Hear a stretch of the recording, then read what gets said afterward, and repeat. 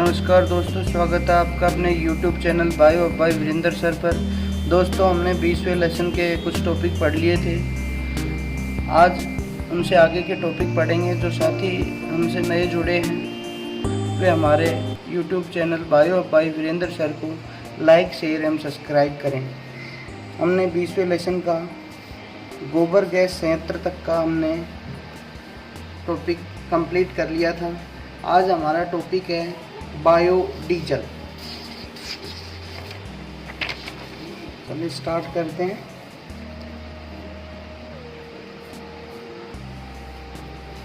Biodiesel अभी जैविक पदार्थों से प्राप्त डीजल डीजल जैसे तरल पदार्थ को हम क्या कहते हैं? बायोडीजल। परिभाषा क्या हो जाएगी? जैविक पदार्थों से प्राप्त डीजल जैसे तरल को बायोडीजल कहा जाता है। क्या कहा जाता है? बायोडीजल।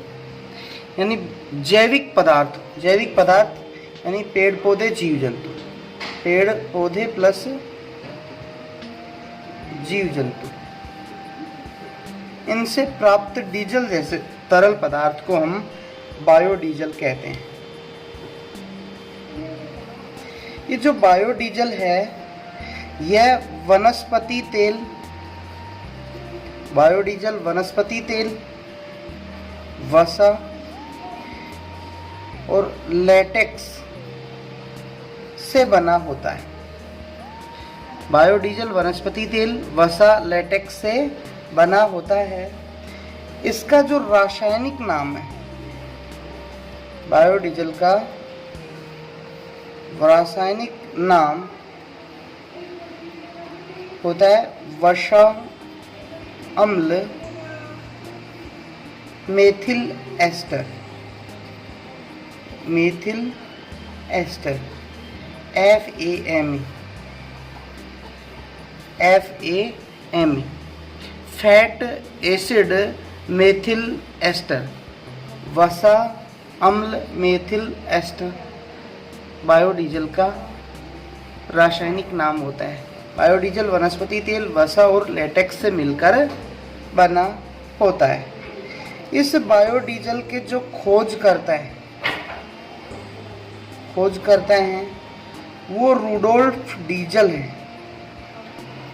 रुडोल्फ डीजल ने बायोडीजल की खोज की थी। इनके द्वारा 1895 यानी 1895 में वनस्पति तेलों से क्या बनाया? बायोडीजल बनाया। वनस्पति तेलों से क्या बनाया इन्होंने? बायोडीजल बनाया। हाँ जी, खोजकर्ता कौन हो गए? Rudolf Diesel. कब? 1895 में। वनस्पति तेलों के उपयोग से इनके द्वारा बायोडीजल का निर्माण किया गया। बायोडीजल के जैविक स्रोतों की बात करें, नेक्स्ट टॉपिक है हमारे बायोडीजल के जैविक स्रोत। तो जो बायोडीजल के जैविक स्रोत हैं इन्हें दो भागों में बांटा जाता है। बायोडीजल के जैविक स्रोतों को दो भागों में बांटा जाता है। एक है वनस्पति वसीय तेल। वनस्पति वसीय तेल, हाँ जी, जैसे सोयाबीन, सरसों, अलसी, सूरजमुखी, मूंगफली, रतनजोत, करंज, इनके बीजों के अंदर सोयाबीन, सरसों, अलसी, सूरजमुखी, मूंगफली, रतनजोत, करंज, इनके बीजों में क्या पाया जाता है? प्रचुर मात्रा में वसीय तेल पाया जाता है। इनके बीजों में प्रचुर मात्रा में वसीय तेल पाया जाता है। इन वसीय तेलों का क्या किया जाता है? एस्टरीकरण किया जाता है। इन वसीय तेलों का क्या किया जाता है? एस्टरीकरण किया जाता है। एस्टरीकरण करके क्या बनाया जाता है? बायोडीजल बनाया जाता है। इस डीजल को डीजल इंजनों में सीधा उपयोग कर सकते हैं। ये जो बायोडीजल है इसका उपयोग सीधा डीजल इंजनों में किया जा सकता है।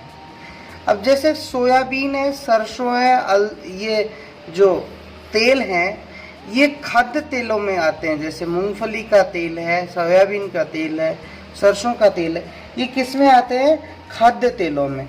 और खाद्य तेलों की कीमत वैसे ही डीजल से क्या होती है? अधिक होती है। खाद्य तेलों की कीमत वैसे ही डीजल से अधिक होने के कारण इनका उपयोग बायोडीजल के निर्माण में नहीं किया जाता, लेकिन अखाद्य तेल इस कार्य के लिए काम में लिए जाते हैं। अखाद्य तेल के रूप में, यानी अखाद्य तेल का जो रेट है वो खाद्य तेलों से कम होता है, अतः अखाद्य तेल बायोडीजल के निर्माण में काम लिए जाते हैं। खाद्य तेल के रूप में रतनजोत, करंज, महुआ, अरंडी, इनके जो तेल हैं ये अखाद्य तेल हैं। ये जो सोयाबीन, सरसों, ये मूंगफली है, इनके जो तेल है ये भोजन पकाने के लिए काम में लिए जाते हैं, इसलिए उनको खाद्य तेल कहा जाता है। और खाद्य तेलों की कीमत डीजल से अधिक होने के कारण उनका उपयोग बायोडीजल के निर्माण में नहीं किया जाता। लेकिन अखाद्य जो तेल हैं इनकी कीमत कम होती है, अतः अखाद्य तेलों का उपयोग बायोडीजल के निर्माण में किया जाता है। एक तो बिंदु ये बायोडीजल के जैविक स्रोतों का एक बिंदु हो गया वनस्पति वसीय तेल। दूसरा बिंदु होता है पेट्रोपादप। यानी वैज्ञानिकों द्वारा ऐसे पादप वर्ग खोजे जिनके उत्पादों को पेट्रोल डीजल के, यानी वैज्ञानिकों द्वारा ऐसे पादप वर्ग खोजे गए जिनके उत्पाद हैं उनका उत्पाद का उपयोग सीधे ही हम किसके स्थान पे? पेट्रोल डीजल के स्थान पे कर सकते हैं। वैज्ञानिकों द्वारा ऐसे पादप वर्ग खोजे गए जिनके उत्पाद सीधे ही पेट्रोल डीजल के स्थान पे काम में लिए जा सकते हैं। ऐसे पादपों को क्या कहा जाता है? पेट्रोपादप कहा जाता है। परिभाषा के रूप में क्या हो जाएगा? वैज्ञानिकों द्वारा ऐसे पादप वर्ग खोजे गए जिनके जो उत्पाद हैं उनका उपयोग सीधे ही पेट्रोल डीजल के रूप में किया जा सकता है। क्या कहलाते हैं? पेट्रोपादप। जैसे विभिन्न पादप कुल जैसे बात करें हम एपोसाइनेसी,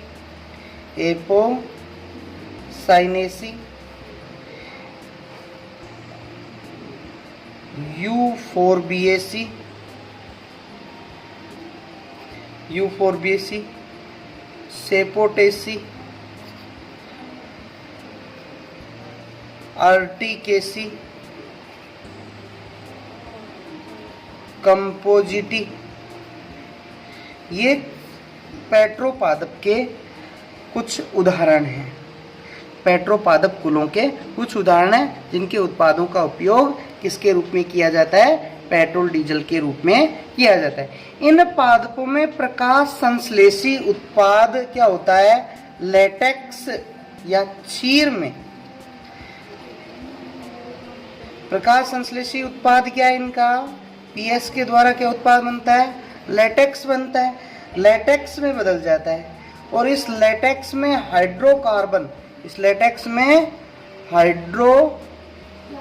प्रचुर मात्रा में होते हैं। इस लेटेक्स में हाइड्रोकार्बन प्रचुर मात्रा में होते हैं, अतः इनका उपयोग वाहनों में पेट्रोल के स्थान पर या पेट्रोल के साथ मिला करके इसका उपयोग किया जाता है। ये पादप प्रकाश संश्लेषण द्वारा जो क्षीर या लेटेक्स का निर्माण करते हैं उसमें हाइड्रोकार्बन प्रचुर मात्रा में होते हैं, अतः उस क्षीर का उपयोग वाहनों के अंदर पेट्रोल के रूप में या फिर पेट्रोल के साथ मिला करके उनका उपयोग किया जाता है। भारतीय इंस्टीट्यूट ऑफ पेट्रोलियम देहरादून, भारतीय इंस्टीट्यूट ऑफ पेट्रोलियम कहाँ पे है? देहरादून, लगातार इस तरह के पादपों की खोज कर रहे हैं, इस क्षेत्र में शोध कर रहे हैं। नेक्स्ट, यूफोर्बिया लेथाइरम का जो लेटेक्स है उससे गैसोलीन बनाई जाती है। यूफोर्बिया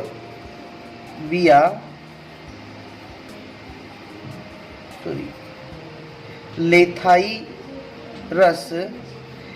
इसका जो लेटेक्स है उसके द्वारा क्या बनाई जाती है? गैसोलीन बनाई जाती है। अगर आपसे पूछे किस पादप के लेटेक्स से गैसोलीन बनाई जाती है तो आप कहोगे यूफोर्बिया लेथाइरस। एक और पादप है कैलोट्रोपस प्रोसेरा के लेटेक्स से उच्च मात्रा में, जो कैलोट्रोपिस प्रोसेरा है इसके लेटेक्स में उच्च मात्रा में हाइड्रोकार्बन होते हैं। इसके लेटेक्स में उच्च मात्रा में क्या पाए जाते हैं? हाइड्रोकार्बन पाए जाते हैं। उच्च मात्रा में हाइड्रोकार्बन इसमें मौजूद होते हैं। जो पेट्रोपादप भविष्य में ईंधन के रूप में विकल्प हैं, अतः इनकी कृषि पेट्रो फसल कहलाती है। कई बार पूछ लेता है पेट्रो फसल किसे कहते हैं, तो आप क्या कहोगे? पेट्रो या पेट्रो पादपों की कृषि, पादपों की कृषि क्या कहलाती है? पेट्रो फसल कहलाती है, क्योंकि भविष्य में जीवाश्म ईंधन के रूप में पेट्रोल डीजल तो खत्म हो जाएगा और कभी ना कभी जब खत्म होने के बाद ये जो पेट्रो पादप हैं यही डीजल पेट्रोल के रूप में काम लिए जाएंगे, अतः पेट्रो पादपों की कृषि ही पेट्रो फसल कहलाती है। कई बार पूछ लेता है कुछ लेटेक्स उत्पादक पेट्रो पादपों के एग्जाम्पल दिखो, तो इसके अगर आपसे एग्जाम्पल पूछे तो आप एग्जाम्पल दे सकते हैं। जैसे यूफोर्बिया की जातियाँ थी, यूफोर्बिया की जातियाँ जैसे यूफोर्बिया लेथाइरस, यूफोर्बिया लेथाइरस जिससे गैसोलीन भी बनाई जाती है। यूफोर्बिया एंटीसिफिलिटिडा, एंटीसिफिलिटिडा,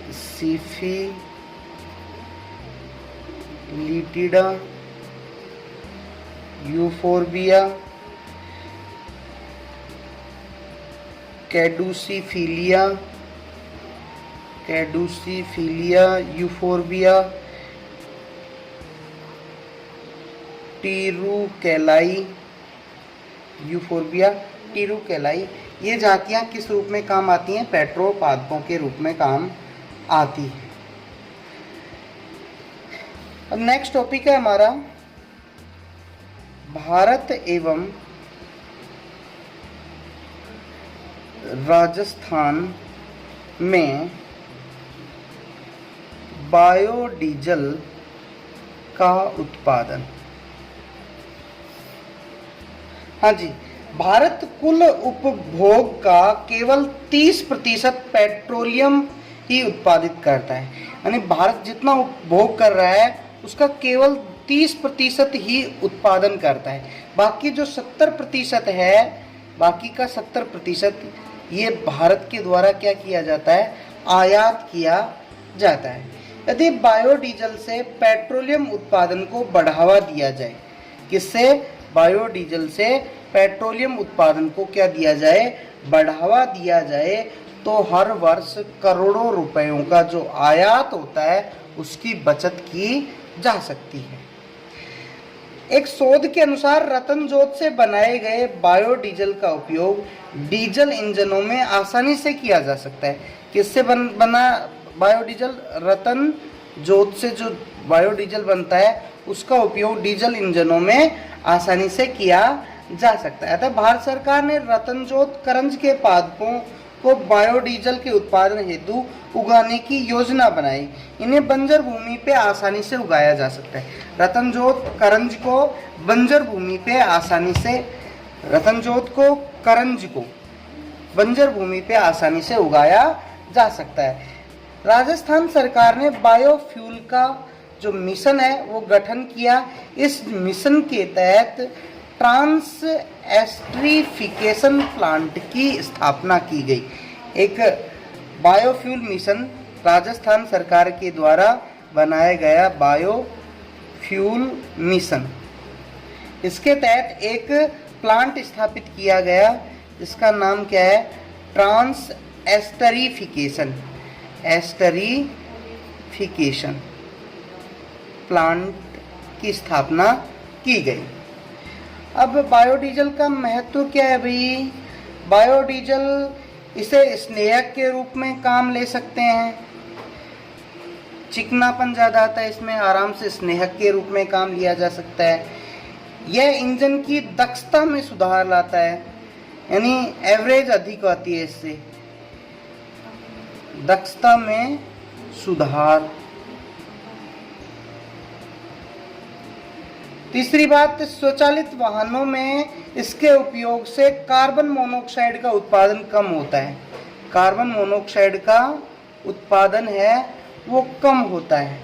चौथी बात, यह ऊर्जा उत्पादन का कैसा? नवीकरणीय स्रोत है। कैसा स्रोत है? नवीकरणीय, यानी दोबारा से उत्पादित किया जा सकता है। तीसरी बात, लोगों को रोजगार मिलता है, रोजगार के अवसर बढ़ते हैं। छठी बात है कि रतनजोत को बंजर भूमि पे आसानी से या असिंचित क्षेत्र, बंजर भूमि, असिंचित क्षेत्र और सड़क के किनारे आसानी से उगाया जा सकता है। साथ ही इसलिए पर्यावरण प्रदूषण को भी घटाता है। अतः बायोडीजल का ये जो महत्व है वह पर्यावरण हितैषी होने के साथ साथ इंजन की दक्षता में भी सुधार लाता है। नेक्स्ट हमारा टॉपिक है स्टार्च एवं लिग्नोसेल्यूलोज से एथेनॉल का निर्माण। स्टार्च एवं लिग्नोसेल्यूलोज से एथेनॉल का निर्माण।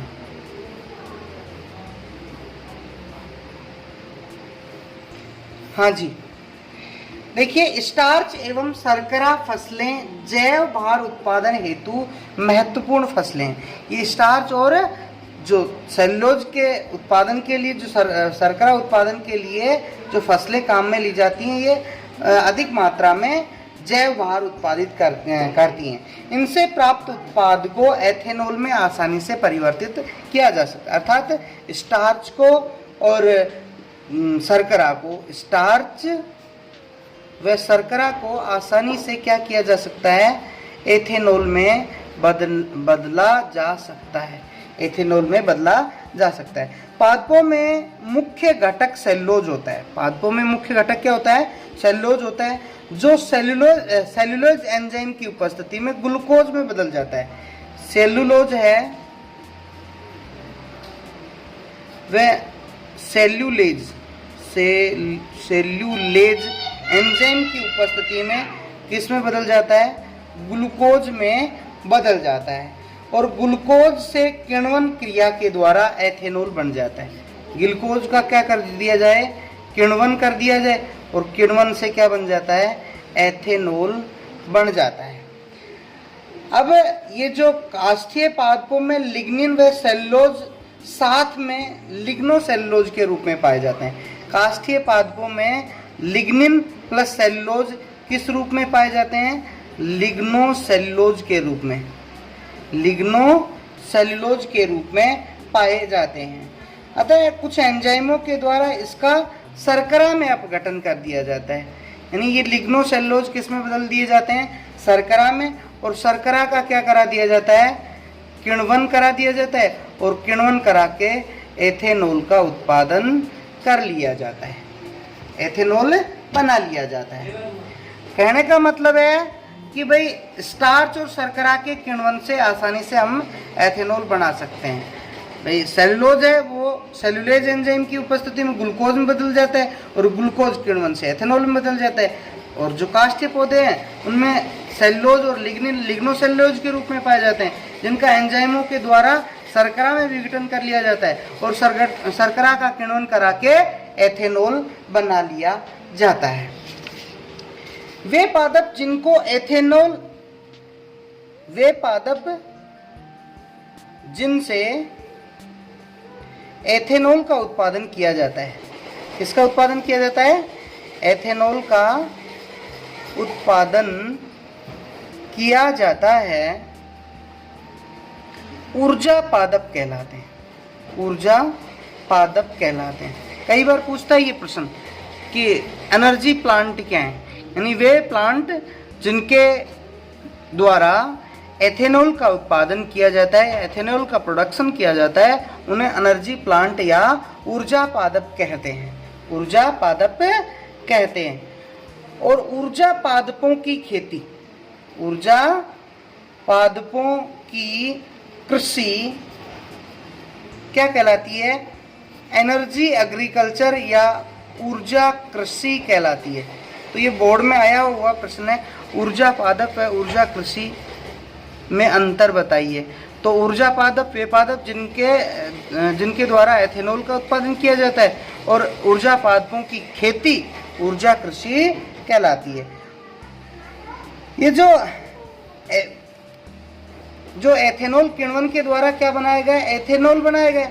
शर्करा व स्टार्च के किण्वन से क्या बनाया गया? एथेनॉल बनाया गया। अब इस एथेनॉल का हम वाहनों के अंदर उपयोग ले लिया जाता है। वाहनों के अंदर डीजल पेट्रोल के स्थान पे इसका उपयोग कर लिया जाता है।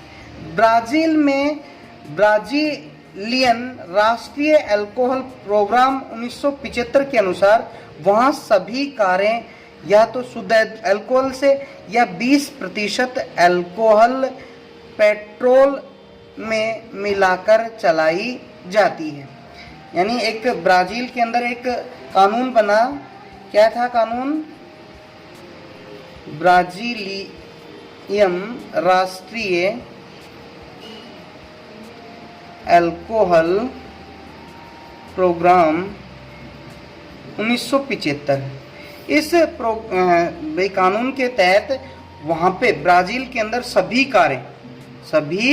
कारें या तो शुद्ध अल्कोहल से चलती हैं, शुद्ध अल्कोहल से चलती हैं, या फिर अल्कोहल में 20% पेट्रोल मिलाकर कारों को चलाया जाता है। चीनी के सीरे से 65.5% शुद्धता वाला अल्कोहल प्राप्त होता है। जैसे चीनी है, इसका जो सीरा होता है, चीनी के सीरे से 65.5% शुद्धता वाला अल्कोहल प्राप्त होता है, अल्कोहल प्राप्त होता है। यदि इसको आसवन विधि से इसे 66.8% का बना लिया जाए, 65.5 से आसवन विधि द्वारा इसे 66.8% का बना लिया जाए तो पेट्रोल में मिश्रित कर उपयोग में लिया जा सकता है। फिर इसका उपयोग किसमें, मतलब आसवन विधि द्वारा इस तरह का बना लिया, 66.8% का बना लिया। अब इसका उपयोग पेट्रोल में मिश्रित करके वाहनों के अंदर काम में लिया जा सकता है। भारत में पेट्रोल में 5% अल्कोहल मिश्रित करने के लिए 3 संयंत्र, यानी पेट्रोल के अंदर पेट्रोल में 5% अल्कोहल मिश्रित करने के लिए 3 प्लांट लगाए गए। कितने प्लांट लगाए गए हैं? 3 प्लांट लगाए गए हैं। कहाँ कहाँ? एक तो बरेली के अंदर, बरेली यूपी, और मनमोड व मीरज ये महाराष्ट्र में ये 3 प्लांट लगाए गए हैं जो पेट्रोल में 5% अल्कोहल मिश्रित करते हैं। नेक्स्ट हमारा टॉपिक है सेवालिये हाइड्रोजन फैक्ट्री। सेवालिये हाइड्रोजन फैक्ट्री। हाँ भाई, शैवाल जल में उगने वाली प्रकाश संश्लेषी वनस्पति है, यानी जल में उगती है और क्या करती है? पीएस करने वाली एक वनस्पति है जो सामान्य पादपों की तरह प्रकाश संश्लेषण के द्वारा क्या बनाती है? कार्बोहाइड्रेट बनाती है। ये भी क्या करती है? शैवाल है वो प्रकाश संश्लेषण के द्वारा कार्बोहाइड्रेट का निर्माण करते हैं। सन 2000 में एना टिलियोस मेलिस एक वैज्ञानिक हैं, एना टिलियोस मेलिस वैज्ञानिक ने यह सिद्ध करके बताया कि दिन के समय शैवालों को सल्फर व ऑक्सीजन नहीं दी जाए। दिन में शैवालों को क्या नहीं दिया जाए? सल्फर व ऑक्सीजन नहीं दी जाए। एना टिलियोस मेलिस ने यह सिद्ध करके बताया कि दिन के समय शैवालों को सल्फर और ऑक्सीजन नहीं दी जाए तो शैवालों की उपापचय क्रिया है वो बदल जाती है। शैवाल हैं वो डिफरेंट तरीके से उपापचय क्रिया आरंभ कर देते हैं, उपापचय क्रिया बदल जाती है और प्रकाश संश्लेषण के अंत में पीएस के अंत में O2 के स्थान पे क्या बनता है? H2 का निर्माण होता है। प्रकाश संश्लेषण के अंत में O2 के स्थान पे क्या बनने लग जाता है? H2 का निष्कासन होने लगता है। ये H2 है, ये एक अत्यंत ज्वलनशील गैस है। हाइड्रोजन कैसी है? अत्यंत ज्वलनशील गैस है जिसका ऊर्जा के रूप में काम लिया जा सकता है। इस हाइड्रोजन का ऊर्जा के रूप में हम काम ले सकते हैं। किस तरह से? दिन के समय शैवालों को क्या नहीं दिया जाए? सल्फर और ऑक्सीजन नहीं दिया जाए तो उनकी उपापचय क्रियाएं बदल जाएंगी और जो पीएस के अंत में जो ऑक्सीजन निकलती है उसके स्थान पे हाइड्रोजन बनने लग जाएगी। और हाइड्रोजन आपको पता है ज्वलनशील गैस है और इस हाइड्रोजन का उपयोग ऊर्जा के रूप में किया जा सकता है। इस पाठ में इतना ही। नेक्स्ट पाठ के लिए हमारा अगला वीडियो देखें। धन्यवाद।